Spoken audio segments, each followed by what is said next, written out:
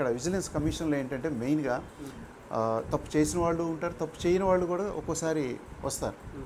Vigilance commissioner గారి గైడెన్స్తో మనం ఏం చేస్తామంటే ఆ పాలు నీళ్లుగా వేరు చేస్తాం. ఎవరైతే తప్పు చేశారో చేసిన తప్పు గ్రావిటీకి తగినటువంటి పెనాల్టీ విధించడం, తప్పు చేయని వాళ్ళని అందులోంచి బయటపడేయటం, ఈ 2 బాధ్యతలు అక్కడ ఉంటాయి.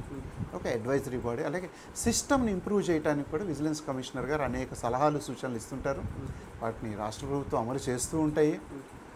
నేను ఇట్లా ఉన్నతమైనటువంటి విజిలెన్స్ కమిషను, రాజ్భవన్, సచివాలయంలో పనిచేయటం నాకు ఎంతో ఉద్యోగం పరంగా ఎంతో సంతృప్తిని ఇస్తోంది. ఈ సంతృప్తితోటి వాళ్ళ పదవి విరమణ చేస్తుంది.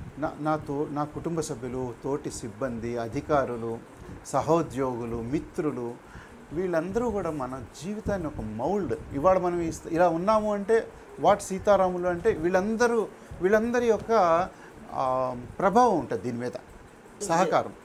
సహకారం టీం వర్క్ ఉంటేనే మనం టీం వర్క్ ద్వారానే డ్రీమ్ వర్క్ చేయగలుగుతాం. ప్రభుత్వ ఉద్యోగులు ఏదైనా మనం అవినీతి అక్రమాలకి పాల్పడి చేసినట్లయితే ఇవాళ ఏసీబీ నిఘా నేత్రమే కాదు, మీడియా నిఘా నేత్రం ఉంటుంది.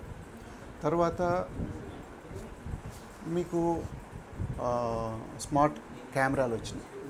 వాటి ద్వారా అవి ఆ కళ్ళజోడులో ఉండొచ్చు, పెన్లో ఉండొచ్చు, వాళ్ళ అవతల వాళ్ళ షర్టు బటన్లో ఉండొచ్చు, ఎక్కడైనా ఉండొచ్చు, చెప్పలేము.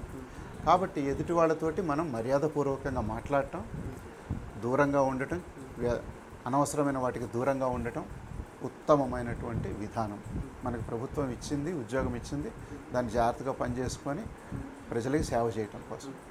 అలాగే సచివాలయంలో పనిచేసి రాష్ట్ర ప్రభుత్వానికి విధాన నిర్ణయాలు చేసేటటువంటి సచివాలయంలో పనిచేయటం అనేది నిజంగా గొప్ప అదృష్టం. అది వివిధ శాఖల్లో పనిచేయటం.